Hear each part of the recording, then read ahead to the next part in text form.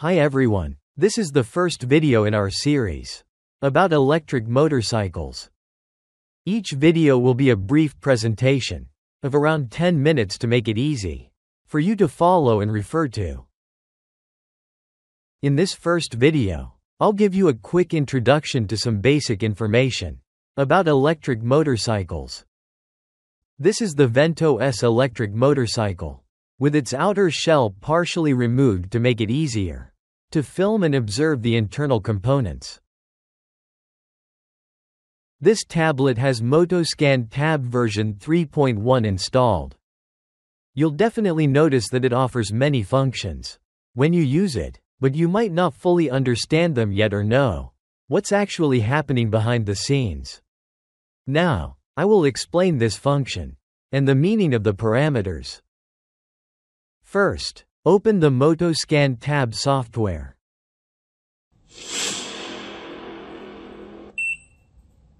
Motoscan Tab xin chào anh Trần Phú S8. Mời anh chọn chức năng từ menu. This is the interface we've designed for version 3.1, following the style of European and American standards. You can see sections for gasoline engines and hybrid engines. Now, let's select the electric motor section. Select VinFast. In this section, I won't spend time explaining the connection process, because it's very simple, and we've already connected everything in advance. Please follow the on-screen instructions to complete the connection as usual. Select Manual Vehicle Selection. Motoscan Tab 3.1 supports all VinFast electric motorcycle models. We also provide support for operations performed directly on the vehicle or separately with the battery pack. We will introduce each section in detail for you. This is the Vento S electric motorcycle from VinFast. Please select the Vento S model on the screen.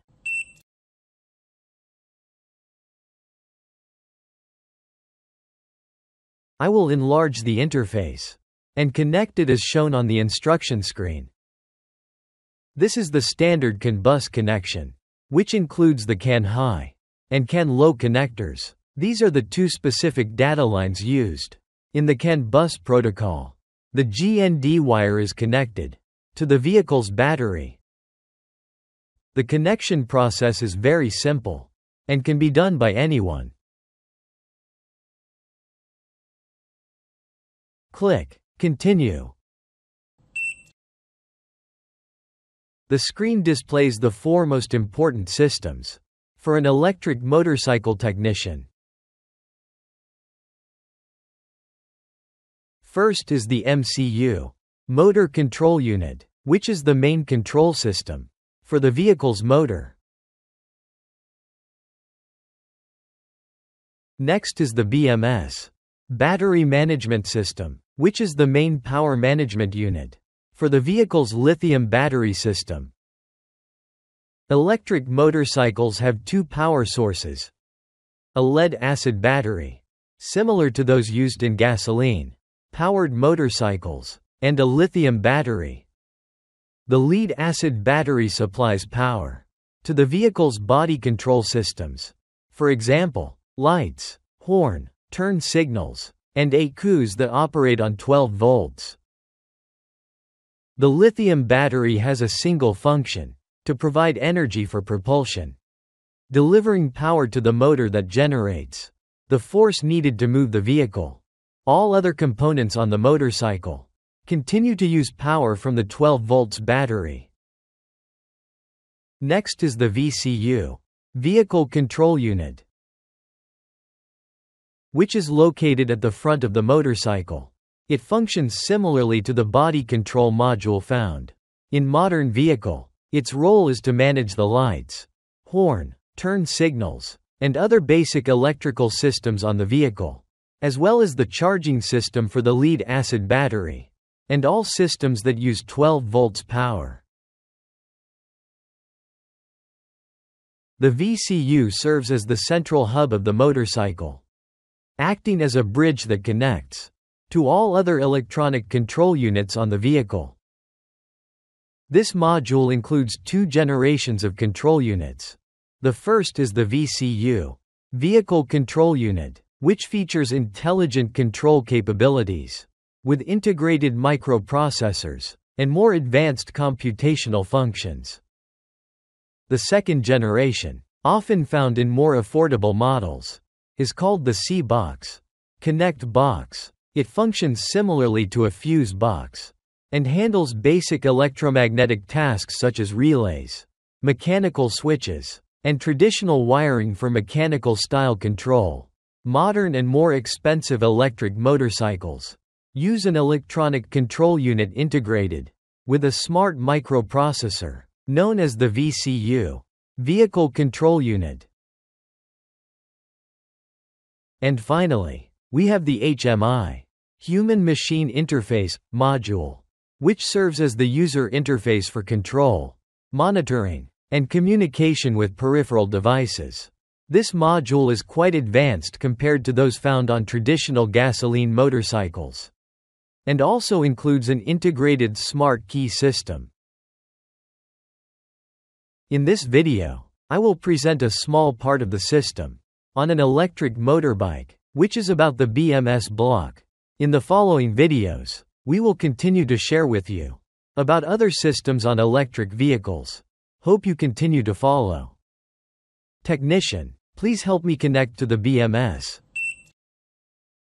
After connecting to the BMS, note that all these electronic modules are integrated with CAN bus communication and have built-in OBD support, enabling automatic diagnostic functions. This means we can read fault codes, clear fault codes, and reset the BMS, similar to resetting the ECU in gasoline vehicles. Keep in mind, this process involves reading and clearing fault codes specifically for the BMS, that is for the battery management and energy supply system. It is completely separate from the motor control system. It's important to understand that these are two independent systems on an electric motorcycle. The next section is the live data parameters, which we will divide into two types. The first type is the live data for the lithium battery control unit. There are two modes for this. 1. Direct on vehicle connection. In this mode, the lithium battery must be installed on the motorcycle. We connect directly here without physically interacting with the battery. 2. Independent battery connection. If the customer only sends you the battery pack, you should select this menu. It allows you to access the live data of the lithium battery system operating independently, without the battery needing to be mounted on the vehicle. Now, I'll introduce you to the live data parameters. We select live data. The live data on an electric motorcycle is quite similar to that of a gasoline motorcycle. However, displaying it in text format like this makes it harder to monitor, because electric motorcycles have a much larger number of parameters, unlike gasoline vehicles, which mostly monitor end devices. Electric motorcycles go much deeper. They monitor individual transistors and specific circuits within control units. So, we need to understand the meaning of each parameter, track which transistors are still functioning, and check their status, whether they're on, off, or showing faults. With these parameters, we can analyze to find the internal faults, and then proceed to repair. Unlike the old repair method, we need to remove the spare parts to monitor. Select the gear icon here. Then select Graphic Interface. In this interface, we will see the left column is divided into many levels. We can switch between levels and information partitions. First is pack information. When you want to know all the information about this battery pack, we can follow it here. If you want to know the voltage information of small battery elements, for example, battery cells, we choose cell voltage. In addition, there are many other parameters, such as battery temperature or cell balance, we will continue to choose in the section below.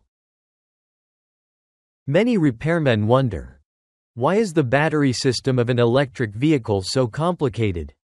How is the battery on an electric motorbike different from the traditional batteries we use every day?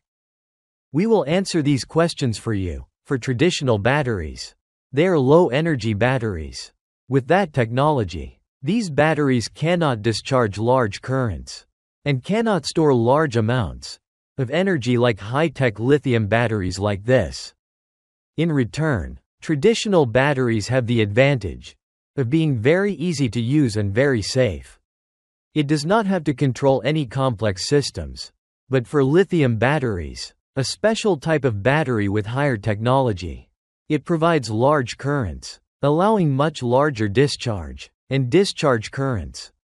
However, it has a disadvantage. If we do not control this type of lithium battery well, it is very easy to cause fire and explosion and accidents. Therefore, an electric motorbike needs to have an ECU, or an electronic circuit board to manage the battery system, ensuring no faults and safety for the user.